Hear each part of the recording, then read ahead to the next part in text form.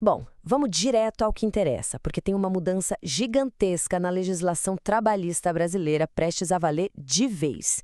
E ela acerta em cheio o coração do comércio. Para quem é do ramo, ou seja, do lado do balcão que for, é bom se preparar, viu? Porque as regras do jogo para o trabalho em feriados, essas foram completamente viradas de cabeça para baixo.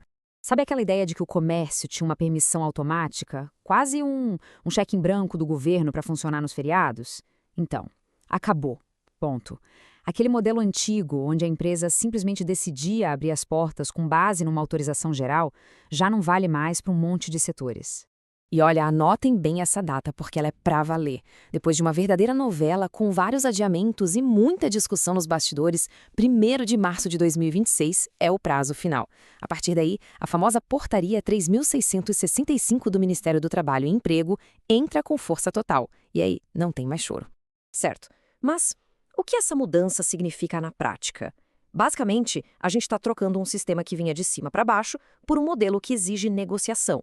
É a troca de uma canetada do governo por uma mesa de diálogo. E é justamente aí que a coisa toda fica bem mais complexa. E aqui fica muito claro para onde o poder foi.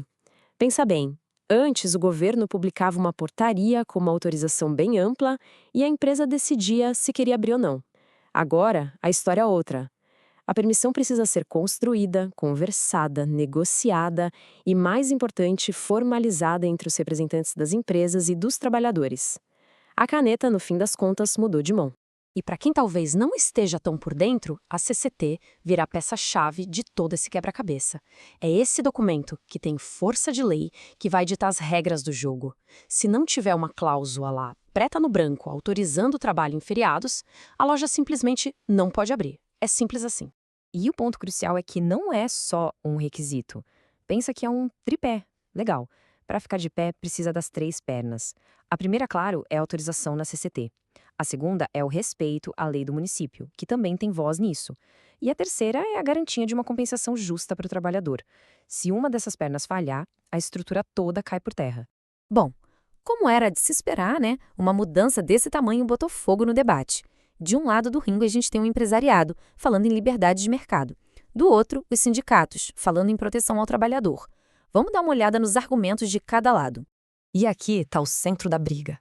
Para o setor comercial, essa regra é vista como uma amarra, uma burocracia que freia a economia. Já para os sindicatos, é um escudo de proteção. A grande pergunta que fica no ar é: a gente está falando de uma proteção necessária para o trabalhador ou de uma restrição que acaba prejudicando a economia como um todo? A Confederação Nacional do Comércio, a CNC, não ficou assistindo. Ela levou essa discussão direto para o Supremo Tribunal Federal. O argumento deles é bem direto. O governo está indo longe demais. Está criando uma dependência da aprovação do sindicato para uma empresa poder funcionar.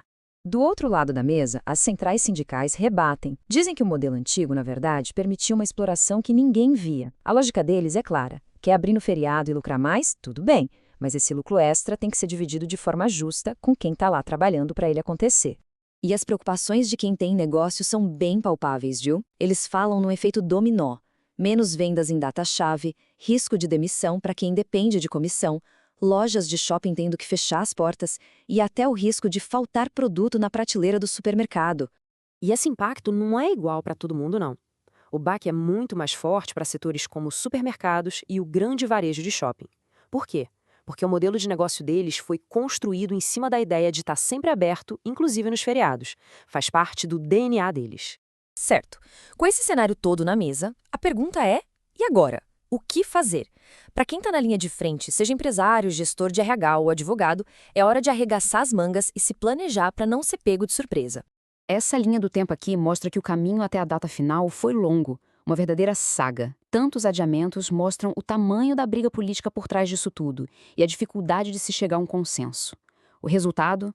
Um período enorme de insegurança jurídica, que não é bom para ninguém. Por isso, para qualquer gestor, esse checklist de 4 passos não é uma sugestão. É um manual de sobrevivência. Primeiro, auditar a CCT, ver o que ela já diz. Segundo, planejar os custos, porque vai ter bônus, vales, tudo isso entra na conta. Terceiro, se engajar nas negociações.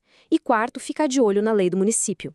É o único jeito de garantir que está tudo certo e evitar dor de cabeça.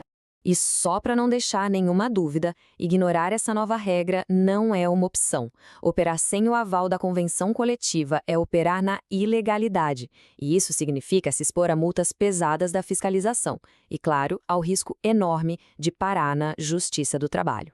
No final, a gente fica com essa grande questão, né? Essa obrigatoriedade de sentar e negociar, ela vai criar relações de trabalho mais fortes e equilibradas? Ou será que vai acabar se tornando um entrave, um freio de mão puxado na economia brasileira? Bom, essa é uma resposta que só o tempo e as próximas negociações vão poder nos dar.